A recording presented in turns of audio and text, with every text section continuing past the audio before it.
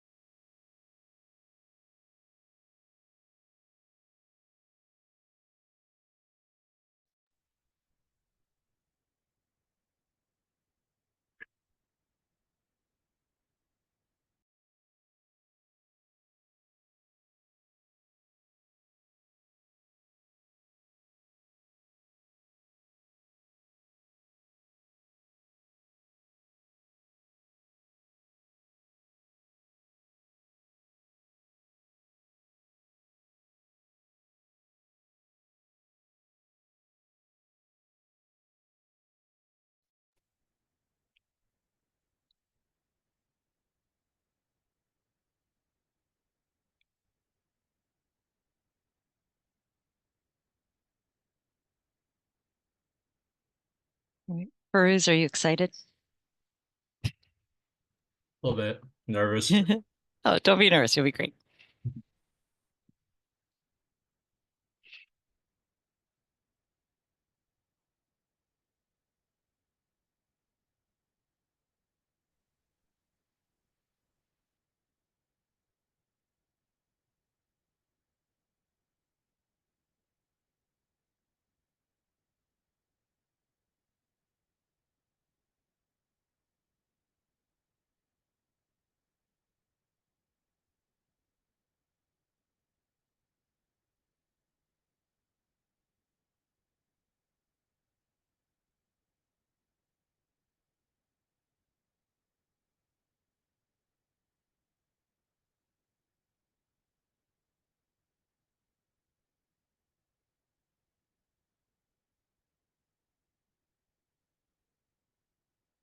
Farouz, you're already getting kudos in the chat. Hopefully you saw that.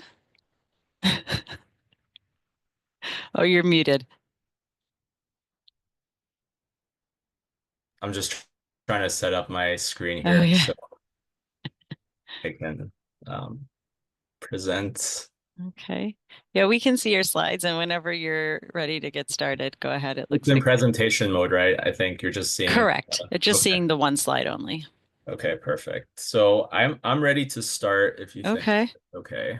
Yeah, so I'll just say, welcome everyone. We are excited to start on the part of our Grand Round series where our fellows are presenting. So, thank you, Farouz, for kicking that off. Sure. So I'm presenting Grand Rounds today, everybody. Welcome. I chose something that I was interested in for a while now. And this goes back to, I guess, my college years, medical school, residency, history of sleep medicine. And this will be a cross-cultural survey of sleep. I do have a disclaimer. This presentation will only serve as an introduction, right? The history and cultural understanding of sleep and how it relates to clinical medicine cannot be reduced to a 1 hour presentation. Nevertheless, I hope what follows will be both eye-opening and refreshing for you. Religious scriptures will be referenced throughout the presentation. Although sleep medicine is a newer discipline, sleep itself has always been intimately linked to consciousness, and that's a subject of deep concern for major religious and philosophical traditions. Due to the sources I found and my own comfort level speaking about this topic, certain traditions will be featured more prominently than others. Primordial and ancient civilizations have always discussed sleep in one way or the other. I cannot exhaust every tradition and how they've viewed the state of being asleep, but I'll try my best to build correspondences between different traditions as much as possible. I also apologize in advance if your tradition or area of interest is not fully represented. This will also require some basic understanding of the philosophy and history of science and even the history of medicine from antiquity. We unfortunately do not have enough time to dedicate to these fields, even on an introductory level. I will try my best to highlight essential theories that illuminate how pre-modern societies understood sleep. And this is an open space to discuss sleep medicine, its history, and where we're headed. There might be, an existential dimension to my talk, but my intention is not to offend any worldview, whether it's religious, scientific, or academic. I will mention historical critiques regarding scientific reductionism, particularly in how it has shaped our lens on other traditions. And some other inspirations behind this presentation. Thank you to Dr. Goldstein, who provided us with the actual 2-volume set that we have physical copies of. There are a few chapters in there that do talk about the history of sleep medicine and kind of where we're headed. Dr. Aldrich also has, we have a portrait of him in our sleep lab. He's a pioneer in sleep medicine, but he's also written a book called Sleep Medicine and dedicated a whole chapter to the history of sleep medicine. And thanks to the Library of the University of Michigan, I was able to actually get this source online. And here I have a snapshot of one of the chapters here that talks about like the history of sleep medicine that I will be getting into.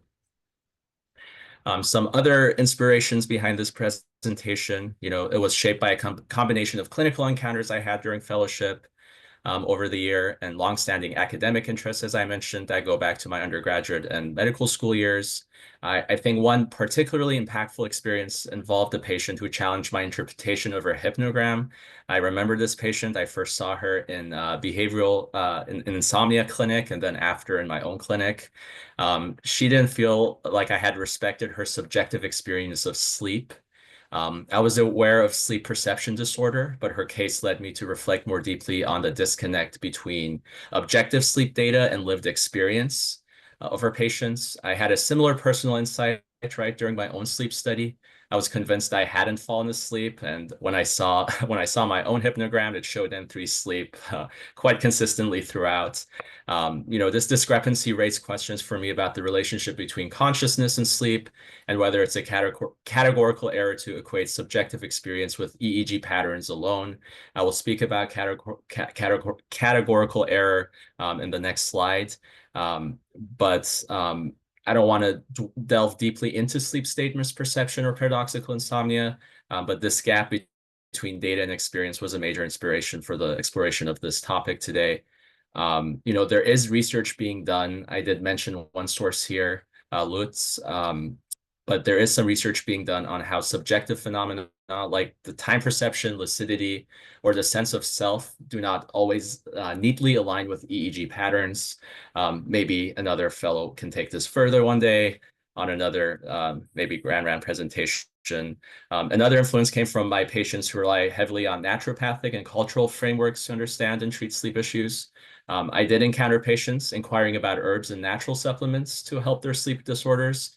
I also had patients ask me about the content of their dreams and what I, as a medical professional specializing in sleep, thought they signify.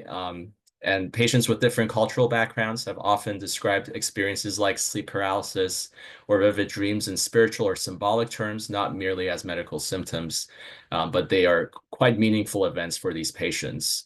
And I think as clinicians, it's vital not to dismiss these worldviews as like unscientific, quote unquote. They do often arise from well-informed epistemologies that emphasize symbolism and metaphysics, systems that we may not share, but I think that we should respect. I think that the medical system's failure to accommodate these worldviews has led to some distrust, particularly in the post-COVID era. And maybe some of that blame lies with us because few physicians these days are taught the history of medicine or the philosophical and cultural frameworks that have long informed people's understanding of health and disease. And that's part of my kind of the clinical humility was also an inspiration behind this presentation, or being able to kind of nurture that. So I want to be clear, like the topic of my discussion today is not sleep state misperception itself, but I want to use it as a starting point, maybe like a kind of icebreaker to reflect on how consciousness during sleep was understood before the rise of quantification. There's a shift in perspective, right, from lived experience to quantified data, and this has shaped how we understand sleep and health today. Recognizing this shift in epistemological frameworks may help us better appreciate cross-cultural perspectives on sleep and health. At least that's what I believe. I know that we're a research-heavy institution. I'm not here to dismiss any empirical methods, just inviting everyone to a more layered way of thinking, maybe one that also respects other traditions, civilizations, earlier civilizations, and how they understood medicine. Maybe it's easy to forget that, they were also asking deep questions about the human condition long before, EEGs and modern technology came along, and maybe there's something that we could learn from that. So past thinkers have operated within different epistemological frameworks, and they might have critiqued our modern stance by pointing out two key errors. There's epistemological error, when we confuse two kinds of knowledge. So objective knowledge, that's like third person measurable knowledge, right? An EEG and MRI, someone's hypnogram, and the subjective knowledge of the patient, which is first person, it's lived, and it's experiential. We assume sometimes that one fully explains or overrides the other. So the hypnogram overrides the patient's subjective reports. Are we misunderstanding what it means to know something as the person's sleeping versus observing the hypnogram? This is the core of how maybe earlier traditions might have critiqued our view today. I mentioned categorical error in the previous slide as well. This is when we treat subjective experience like feeling awake all night as it belongs to the same category as a physical process, whether it's cortical arousal, neural oscillations, what have you. So saying your insomnia is just such and such activity, we're putting a first-person experience into a third-person box. This mangles the category. Earlier traditions might have just said, okay, this is a categorical error. And before we dive into the history of sleep and how different cultures understood sleep-related conditions, I want to highlight one key point. There was primacy given to subjective experience. As I mentioned earlier, I can't cite every source that supports this, but many pre-modern traditions operated within a tripartite model of reality. This in philosophy was called ontology, the study of being, from Greek ontos, meaning being. The model usually recognized three levels of existence. Different traditions, religions, use this kind of tripartite model, but they might have subdivisions that I'm not going to go into. But that was usually divided into the intellect, a higher rational or noetic realm, the soul, which was the mediating principle between body and intellect, and then the material, physical, bodily, the world of bodily existence. And these existed in two levels, right? The universe, the macrocosm, as they would call it, and the microcosm. And I don't want to go too off topic here, but I'm just bringing this up because it directly relates to how sleep was understood. As we go through the historical material, you'll see the word soul come up repeatedly. When that happens, it's referring to the soul in this ontological sense, not as a religious idea, but as a real level of being that was central to how people made sense of sleep, dreams, and consciousness. I'm just going to briefly mention, the framework of Aristotle because it was used in later medical traditions. This framework included material, efficient, formal, and final causes. Today we might be, I think, probably relying more so on the material and efficient causes of the disease process, but historically physicians also recognized formal and final causes, which often pointed towards higher ontological realities, purpose, the harmony between body and cosmos. This is just a quick example of, if we take insomnia, for example, and use this framework, how would that look like? So the material cause is what something is made of, according to Aristotle. So, it's maybe easier with something more tangible, like a statue. What is it made of? Marble, wood, et cetera, et cetera. In the case of insomnia, they might say the material cause for the insomnia is the body, maybe the nervous system. Today, we might say, oh, it's the blue light causing it. Is it cortical dysregulation and hyperaroused CNS? The efficient cause is what sets it in motion. Maybe back in the day, mental agitation, poor alignment of the temperament and lifestyle. Today, a correspondent of that would be a psychophysiological trigger, substance use, etc. Formal cause is the form or the nature of the experience. It's the inner structure or pattern. And this is the experience of sleeplessness itself in the example of insomnia. So the patient might tell us they're having racing thoughts, tension, night anxiety, but we as physicians obviously aren't experiencing that as the patient is. So that's the formal cause. And then the final cause is the purpose, or end toward which the condition tends. And maybe, you know, this is somewhat missing today. But, you know, with cognitive behavioral therapy, there's an idea that, you know, we're trying to improve daytime functioning, mental health, and cognitive performance. But maybe in like the pre-modern societies, this was the final cause in the case of insomnia might be to restore harmony and return the soul to a natural repose. I'm going to mention humoral theory just briefly because this was this kind of dominated medical thought over the centuries.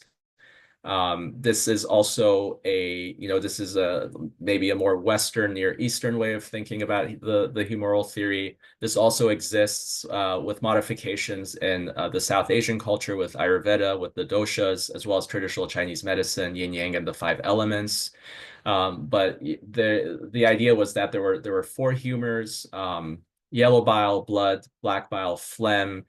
These humors were not just fluids, but symbolic expressions of temperaments. They were elemental qualities. These are very qualitative ways of looking at a patient. And sometimes they would also discuss this in terms of spiritual disposition. Health was defined as a harmonization of all these qualities.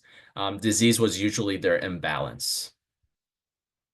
So this kind of sounds kind of weird today for us. Like, how do we make sense of this? Like, what does this all mean? You know, when I first looked into this, it just sounded like gibberish. So there was some pattern recognition. What was kind of the logic or the proof they had to practice medicine like this? There was pattern recognition, right? So the clinical evidence was refined by centuries of practice. I have some examples here. I don't know if I'm going to spend too much time talking about it. But for example, we have a person with a phlegmatic imbalance might be described as being tired all day, struggling to focus, prone to inertia. In modern terms, maybe we map this onto, you know, diagnosis of hypersomnia, atypical depression, maybe possibly thyroid dysfunction. Treatments might be dedicated to, as I said, put the body back into equilibrium. If they're cold and moist, we might want to try some warming herbs like ginger and cinnamon, morning activity, reducing dairy and cold foods, as they would call it. And you know, the correspondent today would be light therapy, maybe morning exercise and stimulant regulation. You know, phlegmatic diseases were seen more in cold and wet climates, where choleric symptoms were more common in hot and dry regions. This kind of, you know, aligned with the view that the environment affects the humoral balance. It's kind of hard to believe now, but maybe there was some evidence that this treatment worked within this framework, which reinforced the model's credibility. You know, it's true that technologies like chemotherapy and advanced diagnostics didn't exist to address many of the diseases we recognize today, but this was also a very different world, one where the cause of illness and even the environment itself was profoundly different. And in fact, some of the very technologies today that we've developed have introduced new health challenges, right, such as exposure to artificial light and the rising rates of insomnia. And this was actually from one of the sources I used to make this presentation, in I believe it was the Atlas of Sleep Medicine, where it talked about the recent changes with industrialization. You know, just to follow up from the other slides theme, I just want to highlight that the pace of technological and economic social change over the past century may have far outstripped our biological capacity to adapt. You know, the fundamental need for sufficient sleep, both in quantity and quality, remains unchanged. But many of the advancements that have elevated our standard of living may have also contributed to, you know, an increasing prevalence of sleep-related disorders. You know, artificial lighting, I mentioned, for instance, has effectively shortened the night, and that may be disrupting natural circadian signals. Approximately now 20% of the workforce in developing nations engages in shift work that directly conflicts with the body's endogenous 24-hour sleep-wake rhythm. You know, mechanized transportation has also enabled rapid travel across time zones. And that's affecting our internal biological clocks. And now we have conditions such as jet lag, and then, sedentary lifestyles. And we all know about the rising rates of obesity and how that's a major risk factor for sleep apnea. So to kind of summarize this slide, I think we're living in an environment that is increasingly misaligned maybe with our biological design. And sleep is maybe one of the domains where this disconnect is most apparent. So what do we know about sleep and why we sleep today? So I kind of want to mention what we know about it today before I go into the history of it. I'm going to mention the phylogeny briefly here because I think this process puts us, the phylogeny itself maybe can put sleep in a broader prehistoric context. Current research on the subject suggests that sleep associated with slow wave EEG increased arousal thresholds likely emerged around 200 million years ago, alongside metabolic body temperature control. It is observed in all mammals, most birds, and some reptiles, with REM sleep being present nearly in all mammals. Sleep duration and structure vary widely across species and are influenced more by ecological factors such as predation risk, habitat safety, and metabolic needs than by relatedness among species. Notably, some animals exhibit unique adaptations like unihemispheric sleep or gaze-wake states. Even invertebrates display sleep-like behavior, and this kind of reinforces the idea that sleep is a fundamental conserved process. Can I So just ask, are there some mammals or any examples you remember that don't have REM sleep? I think all mammals have REM sleep. Okay. Yeah, that's what I understand. Yeah, I don't think there are any mammals that have not shown to undergo REM sleep. So theories of regeneration. This slide highlights the two key neurocognitive functions of sleep, synaptic regulation and memory consolidation. There's a synaptic homeostasis hypothesis in which sleep helps maintain neural efficiency by selectively downscaling or pruning synapses that were strengthened during waking hours. This process preserves the most important connections while reducing metabolic burden, thereby restoring brain plasticity and cognitive clarity for the next day. Sleep is also essential for memory consolidation. Deep sleep supports the stabilization of declarative memories, right? Those are facts and learned information. While it is believed that REM sleep plays a more prominent role in integrating emotional and procedural memories, including motor skills.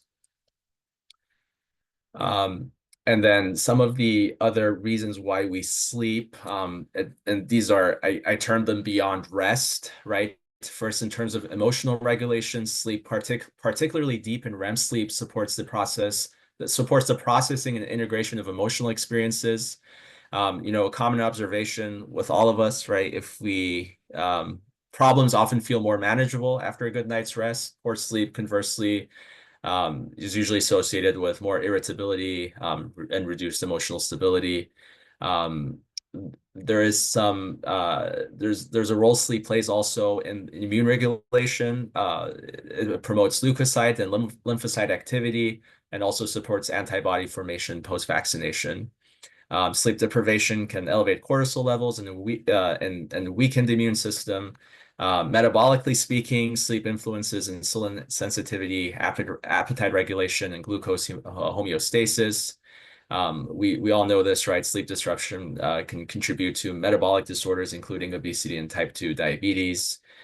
Sleep also functions as a nightly recalibration mechanism, integrating and harmonizing hormonal, neurological, as well as metabolic systems.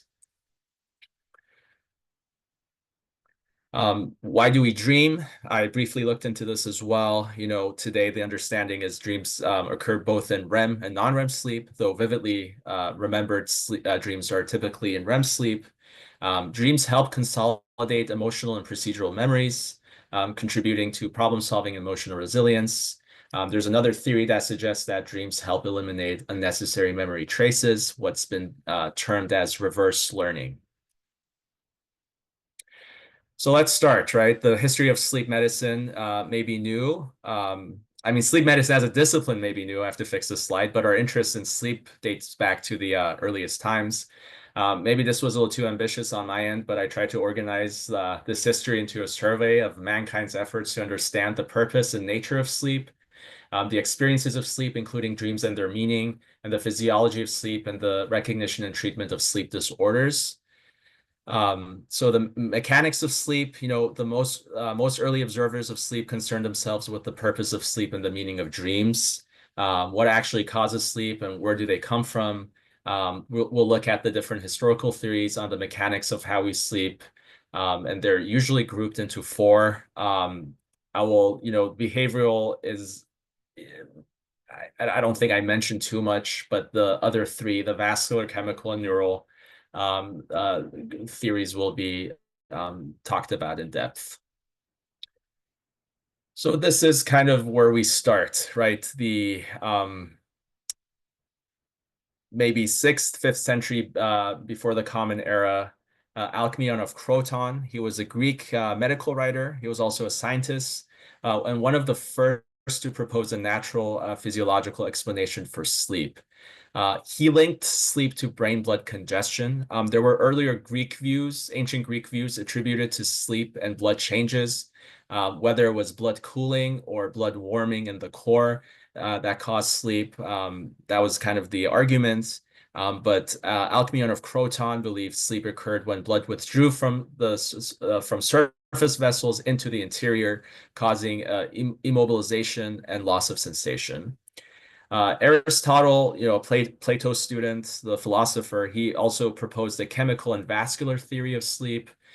He thought sleep originated in the heart, caused by fumes from digestion being absorbed into the blood, and also caused by the digestive vapors cooling the brain. Pliny the Elder, Gaius Plinius Secundus, he was Italian or Roman, I should say. Italy didn't exist back then, at least as a nation state. 2379 Common Era, and he claimed that beings without brains couldn't sleep. Galen, he's some of you may know about Galen, was regarded as one of the most accomplished medical researchers of antiquity. A lot of our scientific disciplines, especially in medicine, are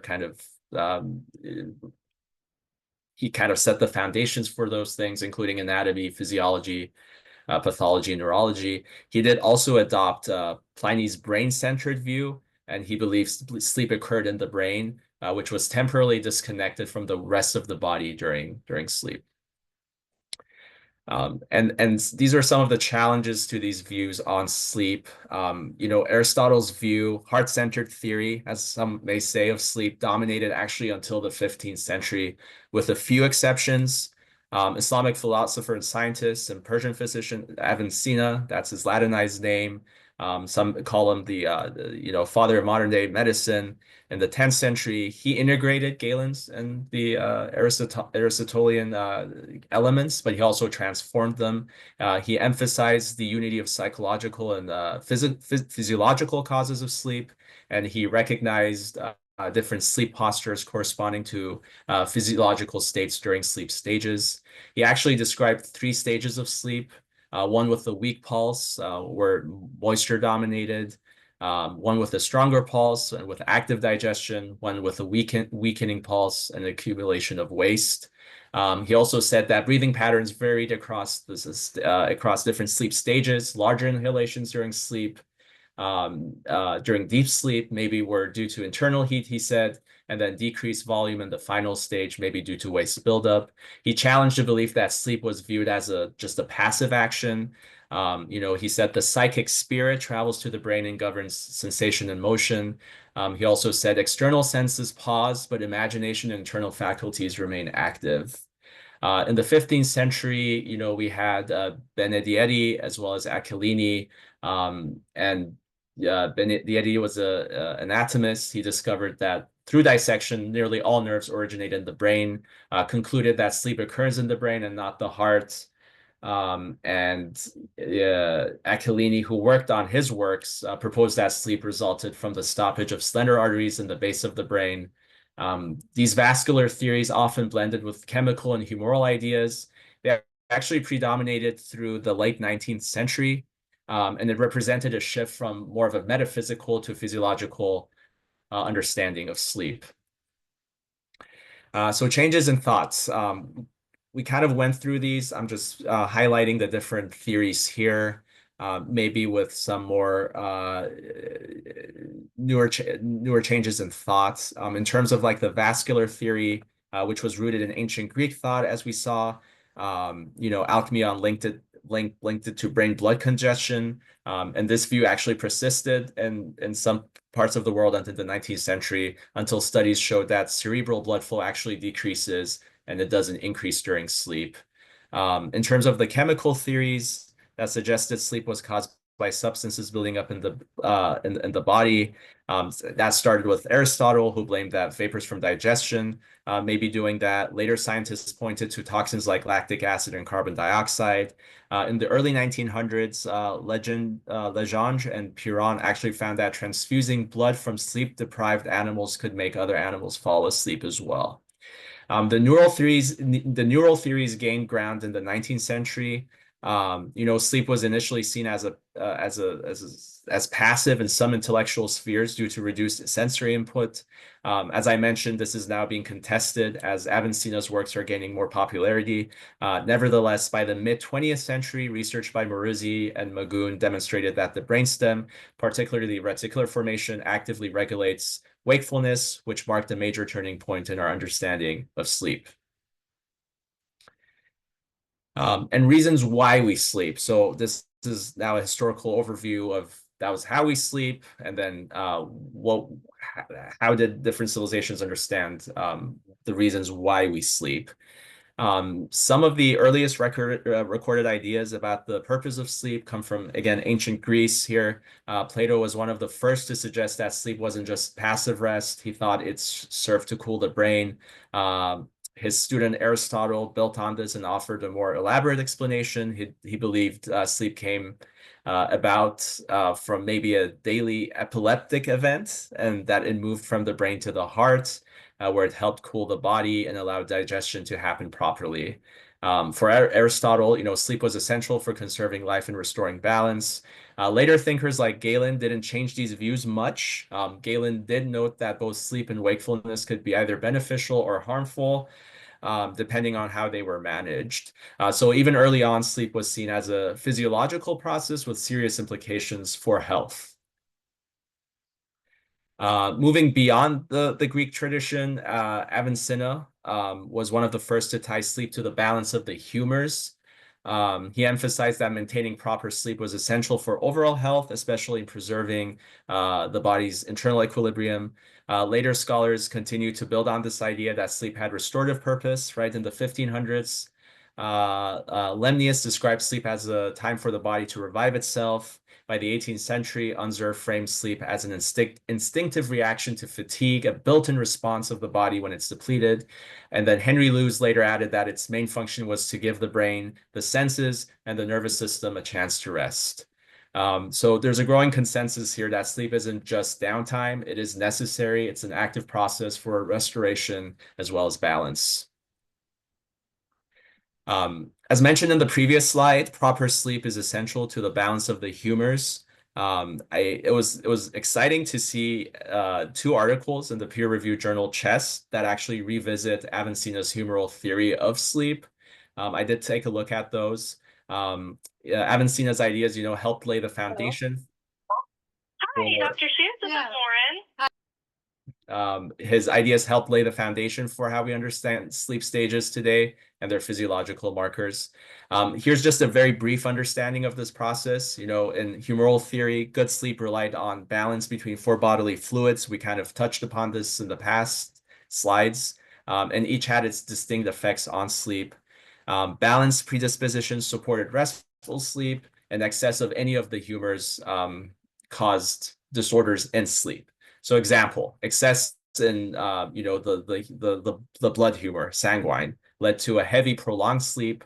Too much choler caused insomnia and agitation. Excess melancholy led to nightmares and interrupted sleep, and too much phlegm resulted in drowsiness and sluggishness. And then the treatments focus on restoring this balance through either diet, activity, environment, or practices like phlebotomy. So An example, a phlegmatic person, right, cold and moist, might be prescribed warm and drying foods and light exercise to reduce excess drowsiness. So the system offered a personalized approach to treating sleep disorders. And then here, I just want to briefly include a different tradition and use another example not centered around Western and Eastern medicine, which is Ayurvedic medicine.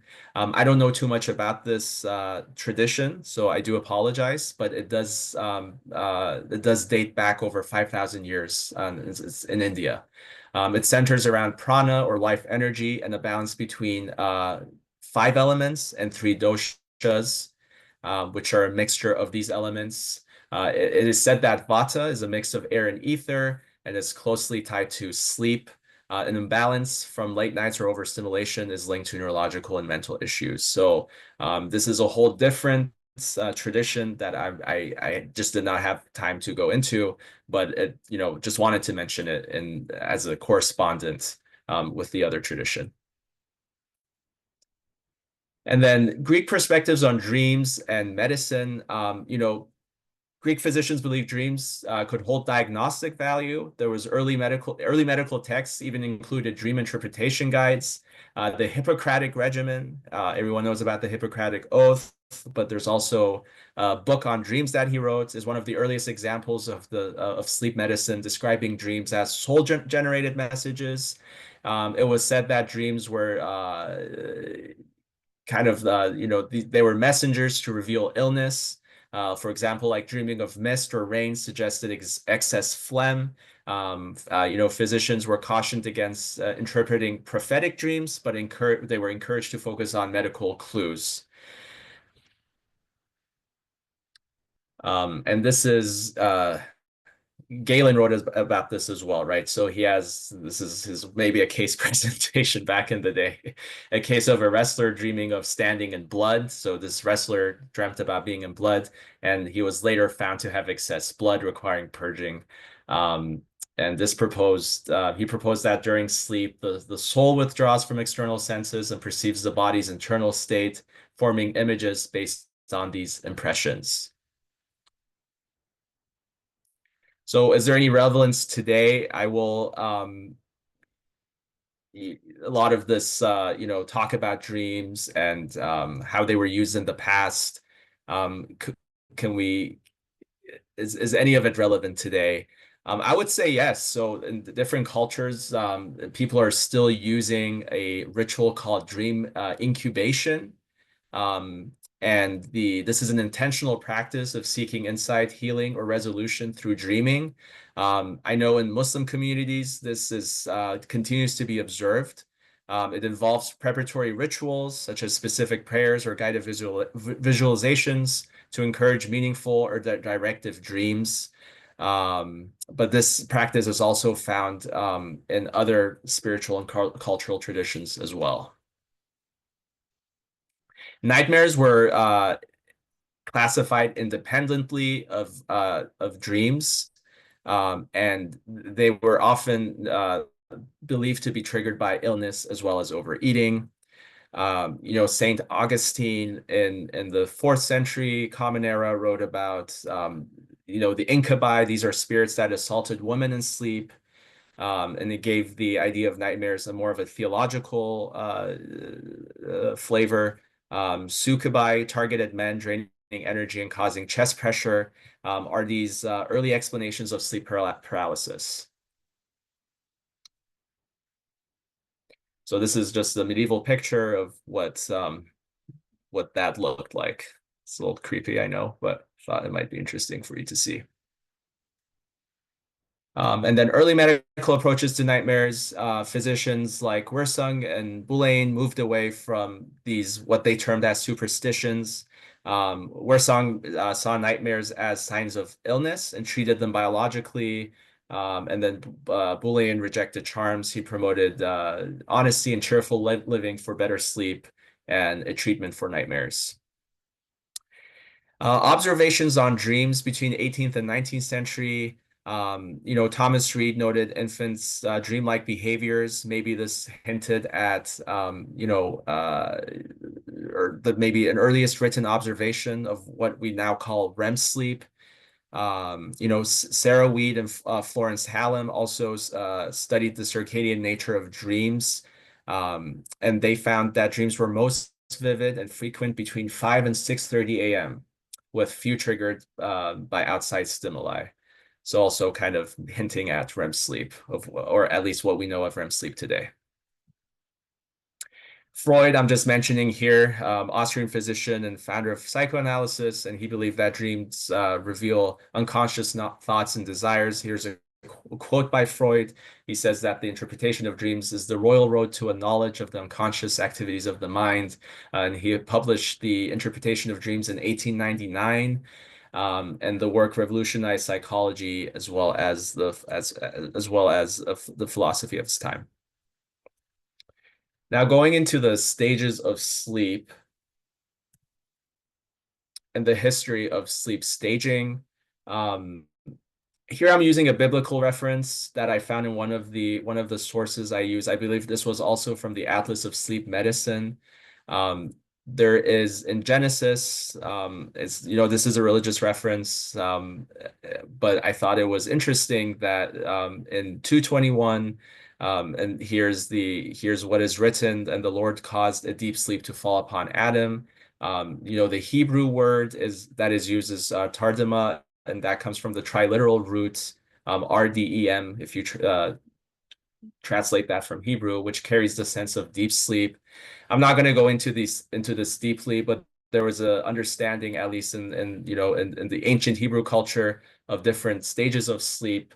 And other cultures also had their own understanding of sleep staging. And here, I think someone tried to kind of associate the Hebrew word with maybe a possible modern sleep stage. So this is just a fresco from the Basilica in St. Anthony's in Italy. In the lower panel, Adam is depicted as sleeping on his right side. I just thought this was kind of a cool picture, right? From early times onwards, sleeping on the right side was advocated as a healthy posture, quote unquote positional therapy, whereas supine sleeping was almost uniformly discouraged in ancient and even in more contemporary texts. So advances in sleep research, I'm just going to fast forward to the discovery of brain electricity. Catton in 1875 and Berger in 1930. They both identified EEG activity, allowing for non-invasive sleep studies. Berger recorded the brain's electrical activity. He just discovered distinct differences between waking and sleeping brain rhythms. And then there was more EEG research done by Adrian Loomis and his colleagues, which confirmed brain activity during sleep, weakening some of the other passive sleep theories. There was the discovery of the two sleep states. The REM sleep was discovered by Asterinsky and Kleitman in 1953 at the University of Chicago. They published a first study on REM and non-REM sleep. They proved that sleep is an active neurological process rooted in the brain. And then there was the sleep as an active process. We kind of spoke about that. I don't want to kind of waste too much time on that. But early 20th century studies hinted sleep wasn't just passive. Studies of muscle atonia, RAF nuclei lesions causing insomnia, increased brain metabolism during REM further supported active sleep. And then there was the monoaminergic theories in the 1960s, which proposed serotonin and norepinephrine involvement in regulating sleep wakefulness. Depletion of some of these monoamines significantly altered sleep patterns, leading Juvet to propose the monoaminergic theory. Later studies also modified this, recognizing complex interactions involving monoaminergic, cholinergic, thalamic, and basal forebrain systems. I just want to talk about the discovery of REM sleep. As I mentioned, in the early 1950s, Eugene Asterinsky and Nathaniel Kleitman discovered REM sleep. They identified REM as a distinct periodic physiological state separate from non-REM sleep. And REM sleep is when the most vivid dreams occur, they said. This discovery enabled quantitative study of dream sleep for the first time, also raised new scientific questions and speculations about the function of dreaming, and then it supplanted the Freudian dream interpretation as the dominant framework. Yet the exact function of REM sleep somewhat remains unclear, although I did mention some of the other theories earlier. So the discovery of REM sleep came through the use of the electro-occulogram, the EOG tracing, which captured the rapid eye movement during sleep. This is the actual recording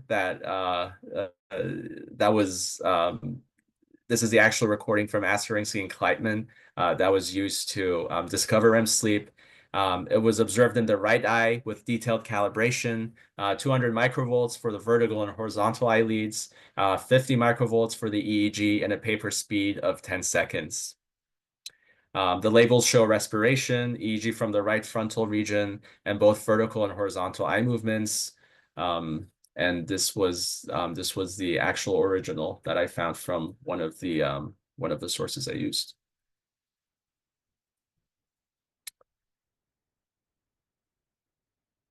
Konstantin, I don't know if I should mention this. I apologize. I'm just gonna go through this here.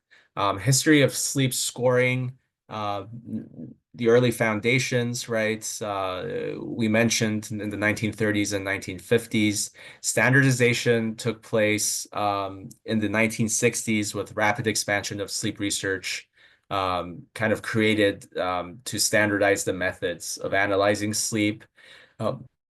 Nathaniel Kleitman again revised earlier sleep stage descriptions following his discovery of REM sleep with Asterinsky. And then the publication of the sleep scoring manual was in 1968.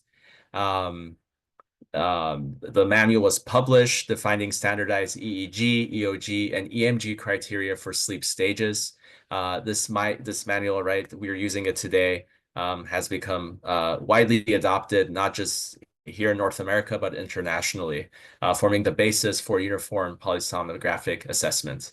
The terminology polysomnography was introduced in 1974.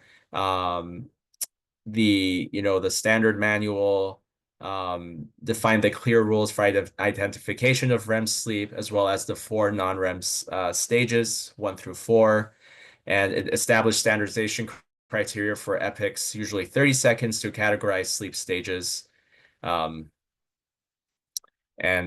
Recent advances in digital technology have also further refined sleep scoring methods, but the original manual concept still persists, as we know. This is just a slide on the clinical features of sleep that I might not actually spend too much time going over, since this is what we do kind of every day. But sleep is a natural, necessary, and reversible state. It's periodic and characterized by reduced responsiveness, but not a complete loss of awareness.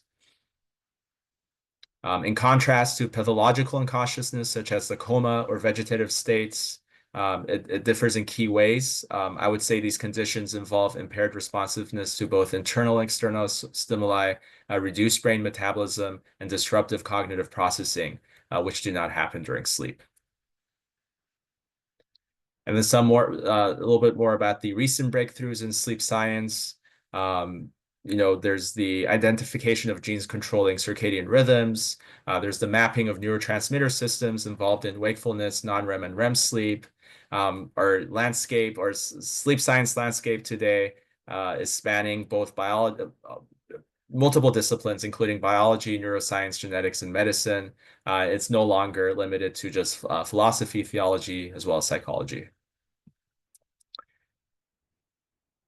So I'm just going to talk about the history of sleep disorders. And this is a brief survey of insomnia. Insomnia is the oldest recorded sleep disorder mentioned in ancient Judaic texts. There's a biblical reference to this in Job 7:3, which dates back to potentially 1000 BC. Here's the reference: nights of misery have been assigned to me. I toss till dawn. Ancient Hebrews attributed insomnia to anxiety, stress, or a guilty conscience. Hippocrates in ancient Greece linked insomnia to old age. Pliny the Elder recommended sips of Paeonian wine to prevent nighttime restlessness. So insomnia has likely always been the most common sleep disorder, with numerous remedies proposed over time. This is a brief survey of hyperinsomnia.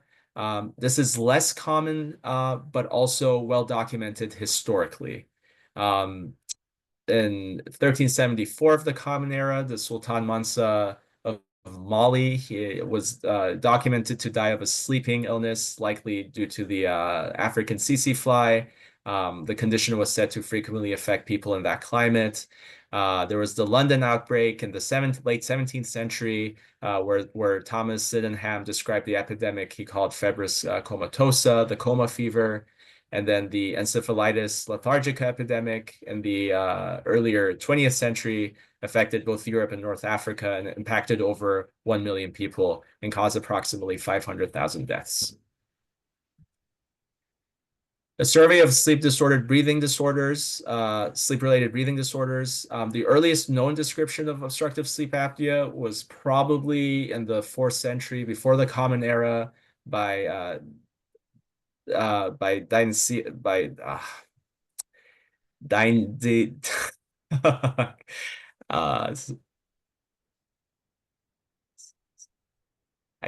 practiced this word, but I can't say it. But okay, he was a massively obese ruler, and he frequently fell asleep and experienced breathing difficulties and suffocation. Physicians were actually used long needles to stimulate him awake when he fell into deep sleep. And the story was mentioned in the history of Heraclius. In the late 19th century, Sir William of Broadbent also gave his first clinical account of what he called complex sleep apnea. He described snoring patients whose inspiration failed intermittently, with periods of complete cessation of respiratory movements. William Shakespeare might have also provided the earliest literary description of OSA symptoms. Falstaff is a character in his play King Henry IV. He was portrayed as this obese and lethargic person, sleeping after meals, snoring loudly, and struggling to breathe. Henry Gauchstout and his colleagues presented the first medical report in 1965 of what we now define as obstructive sleep apnea, and they described it as a disruption in respiratory center activity. Richard Jung and Wolfgang Kuhl, who are conference attendees, also conducted a follow-up research on Gauchstout's findings and identified the cause of OSA as an intermittent upper airway blockage. Cheyne-Stokes respiration, that was named after John Cheyne in the 18th and 19th century, and William Stokes in the 19th century, described a rhythmic pattern of breathing pauses. Cheyne observed the pattern first. Stokes published it in 1854. These were early descriptions of sleep-disordered breathing, but Hippocrates is believed to have alluded to abnormal breathing patterns during sleep in his works as well. John Hunter, almost 50 years before Cheyne, provided a vivid description of such breathing in 1781. 37 years before Cheyne's report. He observed that breathing would stop in some of these patients for 20 to 30 seconds, then resume softly, gradually increasing to violent strength. Then breathing would then again fade until undetectable. So kind of a theme for today in light of our PC meeting discussing diversity. I just wanted to mention some common disorders that might have correspondence in our ICSD-3. These are disorders that are expressed in different cultural contexts. I thought maybe it's important for us to know when seeing patients that may complain of these symptoms. This again is just a brief overview, and I'm sorry for not representing all cultures. So let's just, in interest of time, I'm going to skip a lot of these other slides and talk about some of these disorders. So in the Korean culture, Hwabyung is called, it's translated into an anger sickness. Its main feature is insomnia. It is said to be caused by, at least traditionally, by excessive fire imbalance among the 5 elements of traditional Chinese medicine. Typical symptoms include initial epigastric pain. It's feared to be fatal. Insomnia, fatigue, and depressed mood are also commonly present. The common sufferers are traditionally minded women, it is said, who are under stress. For example, maybe experiencing marital conflicts. Polysomnography actually in these patients has revealed alpha wave intrusion during slow wave sleep. Treatments in the traditional sense include Chinese herbal remedies, but conventionally, when these patients have been seen in the sleep clinics, expressive psychotherapies have also improved quality of life. In the Latin American tradition, susto is an illness thought to happen when the spirit wanders too far from the body during sleep. If it doesn't return properly, a person might wake up with insomnia, anxiety, and irritability or loss of appetite. A more intense version is called espanto and is triggered by a sudden fright, like a nightmare or falling out of bed, and is believed to cause a deeper separation of the spirit, leading to more severe symptoms. To treat susto and espanto, traditional healers are called curanderos, that use a mix of Catholic rituals and herbal medicines to restore the spiritual balance and bring the wandering soul back to the body. In the Inuit culture, sleep paralysis, I'm not going to attempt to pronounce those words, but depending on the region, it might be called one or the other. And this is also understood as a moment when souls become vulnerable during sleep, allowing evil spirits to attack or hold the person down. In the Nigerian culture, Ogun Uru, or translated into nocturnal warfare, refers to demonic attacks or spiritual poisoning during sleep. Symptoms often include nighttime agitation and insomnia, with dreams believed to be hidden by spiritual forces. Traditional healers may use observation or divination to assess the cause. From a medical standpoint, interestingly, some of these episodes have been linked to conditions like complex partial seizures or night terrors, and conditions were historically misunderstood and often carried a cultural stigma. So in conclusion, treating sleep complaints, it's important to consider cultural beliefs and practices that may shape a patient's experience. Asking patients what they believe is causing their issue and what they've already tried can offer valuable insight. This not only helps build trust, but also allows clinicians to provide education and treatment in a way that aligns with the patient's worldview. Ultimately, our goal is to deliver evidence-based care, while respecting the cultural context and patient preferences. I apologize, it did take more time than anticipated. I think I was a little too ambitious trying to go over everything, but I hope you all learned something. So I'll stop here for any questions you might have. That was fantastic, Fairuz. Such an interesting topic. Thank you for teaching us. There's some discussion in the chat a little bit. I don't know if Fazia or Montito or Galit want to unmute and share what they shared here in the chat. I was just correcting a small typo about sleep, but it was excellent. I agree with you, and I want to thank Fairuz for that. Thanks, Galit. Thank you. Excellent, Fairuz. I just try to find, looking up to see which mammal doesn't have REM sleep. And really interesting that infant of a cetacean, like whale and dolphin, doesn't have a REM sleep during infant. And it's very in human, we born with 50% of REM sleep, very prominent REM sleep. So it's very fascinating that infant of this whale and dolphin doesn't have a REM sleep, but you see it when they are growing up. Thank you. I didn't know that. Thank you for searching that. I put a paper in the chat too that's interesting about reviews a whole bunch of different animals. There they say that they're not sure that dolphins have REM sleep even. They don't limit it to infancy, but I don't know. It's the evolution of sleep is a very interesting topic. I have just one quick thing to ask if nobody else has their hand up, but Did you go into this kind of merges into sleep and art, which could probably be a few more hour-long talks at least. And we haven't had, to my memory, a talk on this topic. We haven't had a talk on that. Did you get into that also? Sleep and art. Yeah, how these ideas about sleep have been represented in art over the history. I had a few slides. Let me see if I could. Other than the fresco I showed you and the basilica, I believe it was the St. Anthony's Basilica in Italy. There are manuscripts that actually talk about some of these sleep disorders, kind of seen in the context of that tradition. So I have one here. I didn't, there's one here. This is the sleeping man oppressed by a nightmare, and this is the way this was depicted. It looks quite scary to me. And this is from a manuscript I believe from the Ottoman times.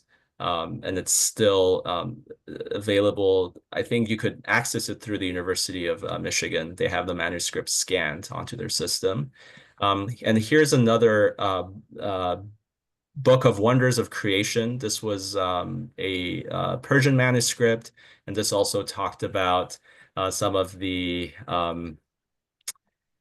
creatures that might be bothering you during sleep. Here's a Bruce, that's restless leg syndrome. That's right restless there. leg syndrome right there. Yeah. We could show this to our patients. And Anita's saying Fuseli's nightmare. Fuseli's nightmare. It's another one with like incubus sitting on Yes. the Yeah, chest. that's a famous one too. Yeah. Well, how interesting. Thank you so much. Yeah, and I especially appreciate how you remind us to take care of the whole patient, not just the data that we see, but the context from which they come to us. So thank you for that. This was excellent. Absolutely. Thank you. I'm not sure if anyone's actually seen any of the like cultural sleep disorders, like the ones maybe I mentioned from from the Korean culture or anything like that. I don't know if anyone's ever experienced that, or Espanto or Susto. No. Okay. No. Cool. But thank you everyone for listening. It was an honor to presenting. So. And I think I have that. I might have that book that Sonia's talking about. Thank you very much. Yeah, thank you. Great. That was really Thanks, great. Farouz.